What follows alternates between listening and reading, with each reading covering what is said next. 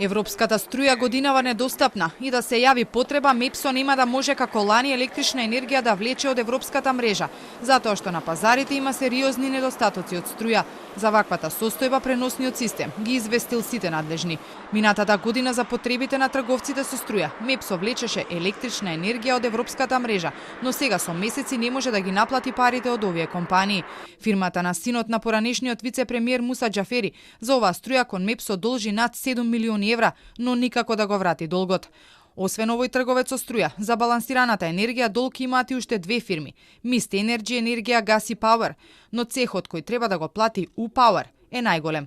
Сите три компании добија и забрана за тргување со струја, но некои најдоа начини и повторно се вратија во игра. Тоа се случи со Mist Energy. Фирмата, иако има милионски долг кон МЕПСО и доби забрана за тргување, формираше нова компанија Mist Energy EcoDoel и повторно се врати на пазарот.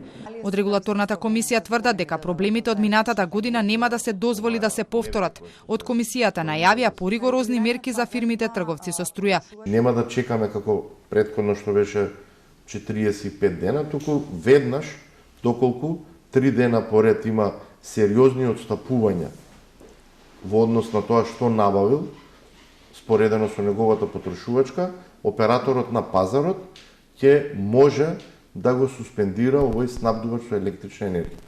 Бислимовски уверува дека се работи на тоа сите кои ќе сакаат да тргуваат со електрична енергија, да мора да имаат и повисоки банкарски гаранции, а не со гаранции на мали износи да прават милионски долгови кон МЕПСО, како што се случуваше до сега.